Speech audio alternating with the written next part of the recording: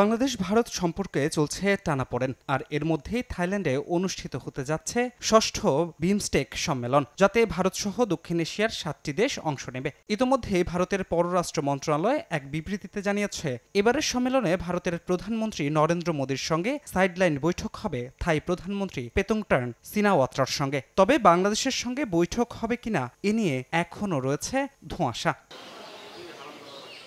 কূটনীতিবিদরা এবার বিমস্টেক সম্মেলনে সাইডলাইন বৈঠকগুলোর উপর গুরুত্ব দিচ্ছেন। ভারতের পররাষ্ট্রনীতিতে আঞ্চলিক সহায়তাকে সুদৃঢ় করার বড় রকমের পরিবর্তন না আসাকে দুর্ভাগ্য উল্লেখ করে ইউনূস মোদির বৈঠক দুদেশের টানাপোড়েন নিরসনে কার্যকর ভূমিকা রাখতে পারে বলেও মনে করেন অর্থনীতিবিদ ও আন্তর্জাতিক সম্পর্ক বিশ্লেষকরা। ভিসা জটিলতা, বিনিয়োগ বাণিজ্যের ক্ষেত্রে আলোচনা এগিয়ে নিতে ঢাকাকে আরও অগ্রগামী হওয়ার পরামর্শ তাদের। বাংলাদেশের দিক থেকে আসলে চেষ্টা চালাতে হবে যাতে ভারতের প্রধানমন্ত্রী নরেন্দ্র মোদীর সঙ্গে মাননীয় প্রধান উপদেষ্টার একটা সাইডলাইন মিটিং হতে পারে, সে 10 মিনিটে হতে পারে। এই যে সম্পর্কের বরফ গলা, সেটার উপরে কিন্তু আসলে আগামী দিনের যে বাণিজ্য বিনিয়োগ এই বিষয়গুলো নির্ভর করছে, বা চলমান যে সমস্ত প্রকল্পগুলো আছে সেই প্রকল্পগুলো তো একটা ভবিষ্যৎ লাগবে। বৈঠকটা খুব স্বাভাবিকভাবেই দুই দেশের মধ্যে যে এখন বিবাদমান একটা গ্যাপ চলছে এবং রাজনৈতিক বা কূটনৈতিক ক্ষেত্রে যে ধরনের একটা প্রেশার চলছে, সেটা লাঘবে খুব সহায়ক হতো।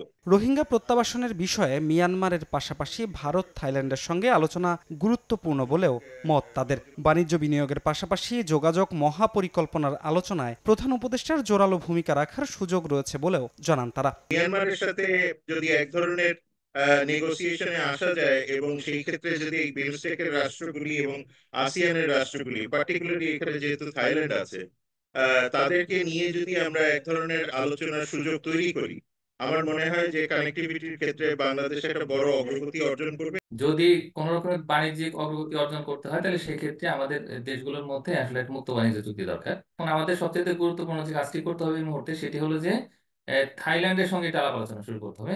এই যে ট্রান্সপোর্ট কানেক্টিভিটি যে মাস্টার প্ল্যান, শীর্ষ সম্মেলনে যে মাননীয় প্রধান উপদেষ্টার বক্তব্য, সেই বক্তব্যে এই বিষয়ে পরিষ্কার কমিটমেন্টের বিষয় থাকতে হবে এবং প্রত্যেক দেশকে আসলে আহ্বান করতে হবে যাতে করে এডিবি এবং অন্যান্য যে সমস্ত সংস্থা রয়েছে, বিশেষ করে উন্নয়ন সহযোগী সংস্থা, তারা যেন এই মাস্টার প্ল্যানটা বাস্তবায়নে এগিয়ে আসেন। এবারের সম্মেলনে বাংলাদেশকে পরবর্তী 2 বছরের জন্য বিমস্টেকের সভাপতি হিসেবে ঘোষণা করা হবে। ধ্রুব ব্যানার্জি, সময় সংবাদ, ঢাকা।